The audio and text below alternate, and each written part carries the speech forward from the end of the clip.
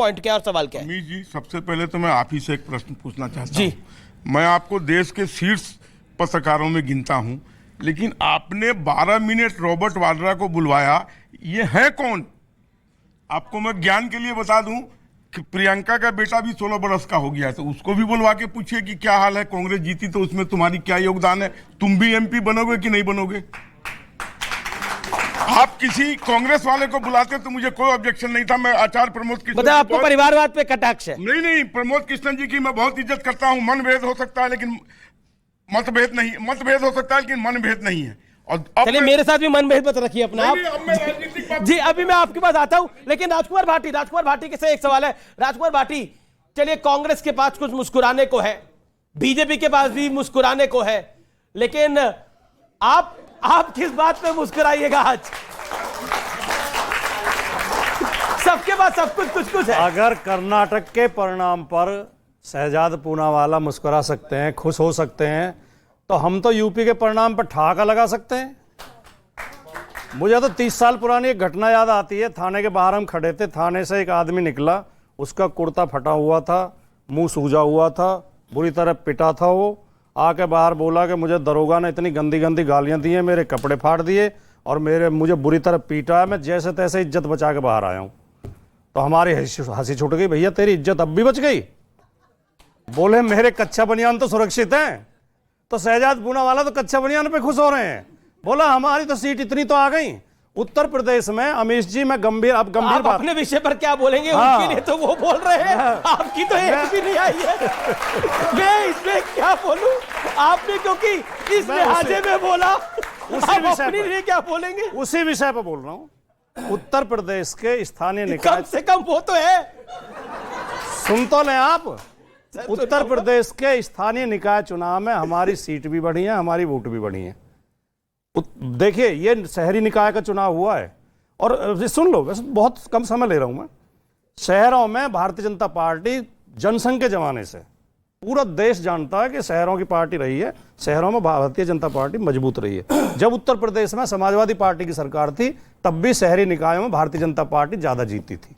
लेकिन हम पिछले चुनाव के मुकाबले, जो 17 में चुनाव हुए थे, उसके मुकाबले हमारी सीट भी बढ़ी है। एक सवाल, और पूरा उत्तर प्रदेश में, बस आखिरी वाक्य, पूरा उत्तर प्रदेश में समाजवादी पार्टी ही भारतीय जनता पार्टी से लड़ी है जी, कांग्रेस नहीं लड़ी है। अच्छा एक सवाल क्योंकि शहजाद को जवाब देना है, लेकिन एक पॉइंट है, बीजेपी नगर निकाय चुनाव जीतकर, नगर निगम चुनाव जीतकर, मेयर का चुनाव जीतकर, बीजेपी तो अंडरगारमेंट्स में है और समाजवादी पार्टी ये तीनों चुनाव हार गई है। मेयर के इलेक्शन इनकी 0 सीट है और आप पूरे कपड़ों के साथ है। ये जो आपने जो ये विश्लेषण करा, ये बड़े दिनों तक चलेगा सर, बड़े दिनों तक चलेगा। लेकिन ऐसा नहीं, अंडरगारमेंट्स में कर्नाटक चुनाव को लेकर मैंने कहा। अच्छा, कर्नाटक में हो रहे हैं, वो कह रहे हैं हम खुश हैं।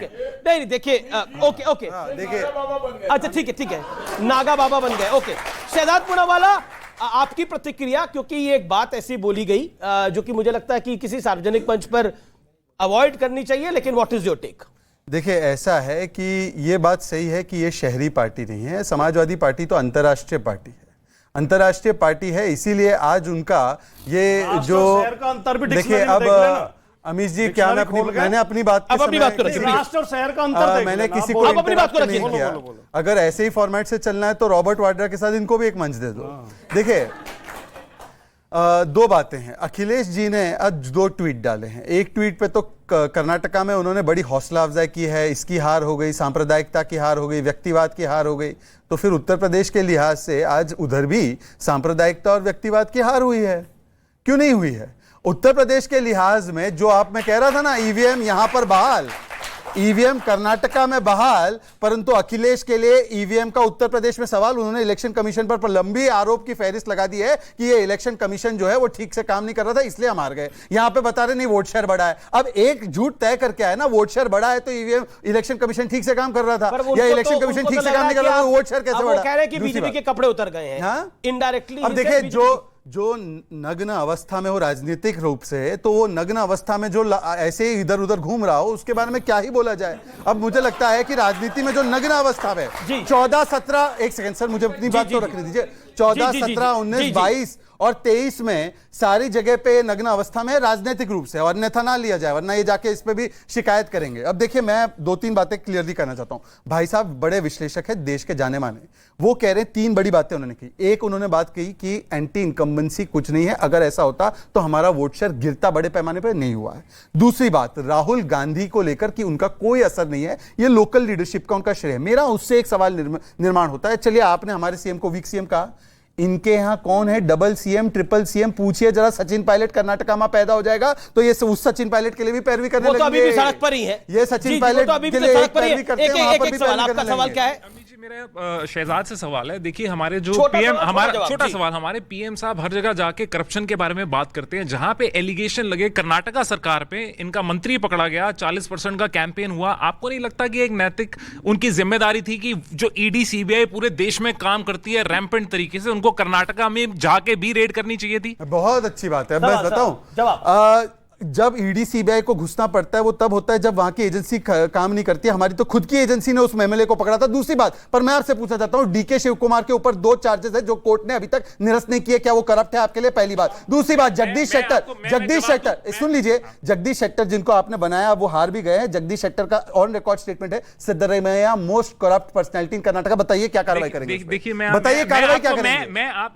मैं आपको, आपने बोला कि ईडी सीबीआई वो हमारी एजेंसी ने काम किया। मैं आपको और दर्शकों को भी ये बता दूं कि ईडी के जो मुकदमे होते हैं मनी लॉन्ड्रिंग के, उसकी संस्था सिर्फ ईडी है। जो मनी लॉन्ड्रिंग होगा तब तो मनी लॉन्ड्रिंग का केस, जो जो भारतीय corruption जनता का होगा वो तो आप एजेंसी करेगी, आप ये बोल रहे हैं, वही तो आप ये contradict बोल कर रहे हैं कि जहां पर पैसे लेते हुए रंगे हाथ अभी इलेक्शन हर जो भ्रष्टाचार जो का विषय मामला हो मनी गया लॉन्ड्रिंग होता है। इलेक्शन के अब किस रिलेटेड, प्रकार के वकील है ये भाई? 2024 का हर आपको corruption लगता का है मामला मनी जो लॉन्ड्रिंग कांग्रेस के हो, तो हर नेता corruption को जो कांग्रेस के नेता investigate करेगी। 2024 का बताइए खाब देख क्या रहे है हैं, बिना एक तर्क एक करके जो कांग्रेस के नेता 2024 का खाब देख रहे हैं, आपको लगता नहीं ये है राहुल खाब गांधी के वकील है भाई, बहुत ये बहुत उनको बहुत सजा बहुत दिलवा खाब देंगे। में खाब बहुत जल्दी नहीं है वो, क्योंकि रॉबर्ट वाड्रा भी अभी कह रहे थे कि 2024 की अब हम बात करेंगे।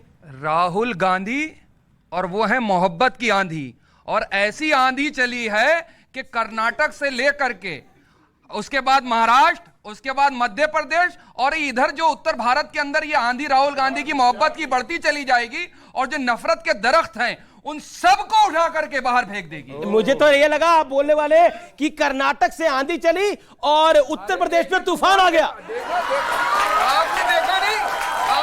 आपने हिमाचल नहीं देखा? हिमाचल देखा ना? ओके, शहजाद अच्छा, निरंजन जी कुछ कहना चाह रहे हैं, एक सेकंड, ये जवाब देना चाह रहे हैं। वो कह रहे हैं आंधी चली है लेकिन उत्तर प्रदेश में तूफान थमसा गया है थोड़ा। देखिए अमित जी, 3 सवाल हैं। पहला सवाल तो जिस तरीके से ये कहते हैं कि सवाल मुझ पे छोड़ दीजिए, आप उनकी बात का जवाब दीजिए। नहीं, मैं उनकी बात का नहीं, मैं आचार्य जी से सवाल कर रहा हूं। आचार्य जी से सवाल है, जी जी जी मैं जी आचार्य जी से सवाल कर रहा हूं जी। कि जब कोई विपक्षी दल का बंदा भारतीय जनता पार्टी ज्वाइन करता है तो ईडी सीबीआई और ये सारी की सारी गान गाया जाता है। पिछले 3 महीने के अंदर 47 भारतीय जनता पार्टी के कर्नाटक में लोगों ने कांग्रेस ज्वाइन करी, तो क्या ईडी सीबीआई छुट्टी पे गई हुई थी? मतलब उनको डर नहीं लग रहा था? रही बात अब लोकतंत्र, अच्छा, राहुल गांधी की आंधी है ये? नहीं, अभी दूसरा सवाल मेरा, जिस तरीके से कर्नाटक की जीत के ऊपर कांग्रेस खुशी मना रही है, तो अब राहुल गांधी जी दोबारा लंदन जाएंगे तो क्या अब उनको विदेशी ताकतों को ये नहीं कहेंगे ना कि भारत में लोकतंत्र स्थापित करने के लिए? ये वाजिब सवाल है, ये वाजिब सवाल है। आचार्य जी, लोकतंत्र को तो कोई खतरा नहीं है अब, क्योंकि जब आप जीतोगे तो ईवीएम आपका पिटारा निकालेगा, एग्जिट पोल आपको जीता हुआ दिखाएगा, चैनल आपको जीता हुआ दिखाएंगे। अब तो सवाल नहीं है भारत के लोकतंत्र के ऊपर, जो गाहे बगाहे कांग्रेस पार्टी खड़ी करती रहती है। Answer that. देश सुन रहा है आपको, बजरंगबली भी सुन रहे हैं जी। देखिए, अगर हम जीतेंगे तो फिर लोकतंत्र को खतरा क्यों हो सकता है? पूरा जवाब आने दीजिए ना। लेट्स बी फेयर, एक एक करके सबका जवाब आए, जरूरी है। अमीश देवगन, लोकतंत्र अगर मर गया होता तो मैं यहाँ कैसे खड़ा होता? तो जिंदा है लोकतंत्र, लेकिन लोकतंत्र को मारने की कोशिश हो रही थी, वो बचा लिया कर्नाटक में। कर्नाटक ने बचा लिया। अब दूसरी बात, और सचिन पायलट को कौन बचाएगा? वो उसकी चिंता मत करो, वो एक दिन लेकिन कांग्रेस जीत गई है, लेकिन वो तो बेचारे सड़क पर है आज भी। नहीं, वो एक दिन मुख्यमंत्री बनेंगे। राजस्थान की जनता का प्यार उनके साथ है। और आप अशोक गहलोत जी अशोक एक सर एक सेकंड, आप लोग डिसिप्लिन फॉलो करिए, मेरा निवेदन है। आचार्य जी, अशोक गहलोत जी। अशोक जी बहुत वरिष्ठ नेता हैं और ये प्रकृति का नियम है कि हर बाप अपने पुत्र को सिंहासन देता है, राज देता है, और बड़े जो लोग होते हैं वो युवाओं के लिए रास्ता खाली करते हैं। उनके आशीर्वाद की जरूरत है सचिन पायलट जी को। अशोक गहलोत जी के आशीर्वाद से ही सचिन पायलट मुख्यमंत्री बनेंगे। अपने वो मतलब वैभव गहलोत के लिए सिंहासन खाली करते हैं या सचिन जी के लिए खाली करते हैं, समझा नहीं मैं। हम देखिए, पहली बात ये विषय आज की जो डिबेट का वो कर्नाटक है, आप राजस्थान को क्यों ले जाना चाहते हैं? सचिन जी सड़क पर आ जाए, विषय वो भी है आज का। राजस्थान पे डिबेट करो, मैं उसमें अपनी बात को रखूंगा। अब मैं कहना मतलब कभी और राजस्थान की बात होगी, आपकी बात को मैं एग्री करता हूं आपकी बात से, लेकिन ये 2024 वाला ओवर कॉन्फिडेंस, संजय जी मैं आपकी बात आता हूं, ये 2024 वाला बिना जवाब लिए उधर चले। अच्छा बोलिए 30 सेकंड बोल लीजिए आप। अरे भाई, हमारा भी हक है।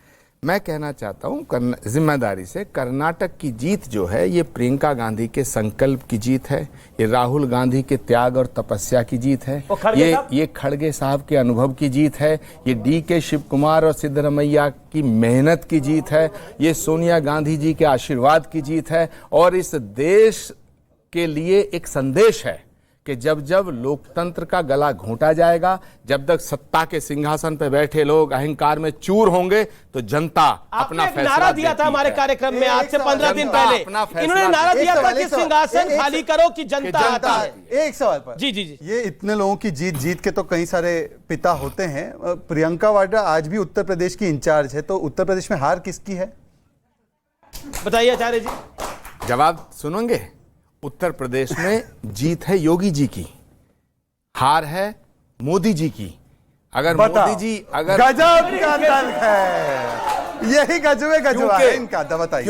क्योंकि उत्तर प्रदेश और कर्नाटक, जहां अमित शाह जी गए, जहां मोदी जी गए, वहां हारे, जहां ये लोग नहीं गए वहां जीते। तो मैं इसे योगी जी की जीत कहता हूं। और हाँ, कांग्रेस पार्टी हारी है, समाज पार्टी हारी है, समाजवादी पार्टी। और सुनिए, अब समाजवादी पार्टी को भी, बहुजन समाज पार्टी को भी, नीतीश कुमार जी की पार्टी को भी, ममता जी की पार्टी को भी, तमाम क्षेत्रीय दलों के नेताओं को हाथ जोड़ के मैं निवेदन करता हूं कि अगर 2024 में भारत की राजनीति के सिंहासन से बीजेपी को हटाना चाहते हो तो कांग्रेस का समर्थन करो। दक्षिण से उत्तर, उत्तर से दक्षिण, अटक से कटक तक अगर भारतीय जनता पार्टी का कोई मुकाबला कर सकता हो, सिर्फ कांग्रेस पार्टी।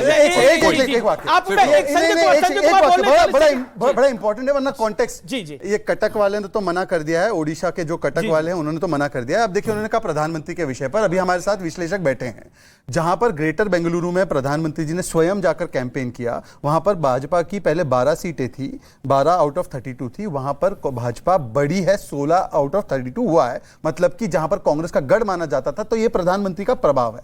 मैं केवल इतना कहूंगा, 2024 को लेकर इतना कॉन्फिडेंट उसमें 2 पॉइंट है इसमें। देखिए, एक तो अगर इनसे पूछा जा रहा था अब तक के चुनाव तक, तो ये कह रहे थे हम लोकल पे लड़ रहे हैं, लोकल पे लड़ रहे हैं, लोकल पे लड़ रहे हैं। अब जैसे लोकल चुनाव का नतीजा आ गया तो बोले नेशनल का पिक्चर है, नेशनल का पिक्चर है, नेशनल का पिक्चर है, बताओ। और दूसरी बात, 2018 में जब इन्होंने हमारी सरकार चोरी की कर्नाटका में, 2019 में ये हारे कर्नाटका में, राजस्थान में इनकी सरकार बनी, 2019 में हारे राजस्थान में, छत्तीसगढ़ में इनकी सरकार बनी, 2019 में छत्तीसगढ़ में हारे। तो मुझे सिर्फ इतना कहना है कि चलिए, अच्छी बात है, आपको दस्तक दिखाई, दस्तक आ रही है, दस्तक सुनाई दे रही है, पर कोई आचार्य के ख्वाब महल को हकीकत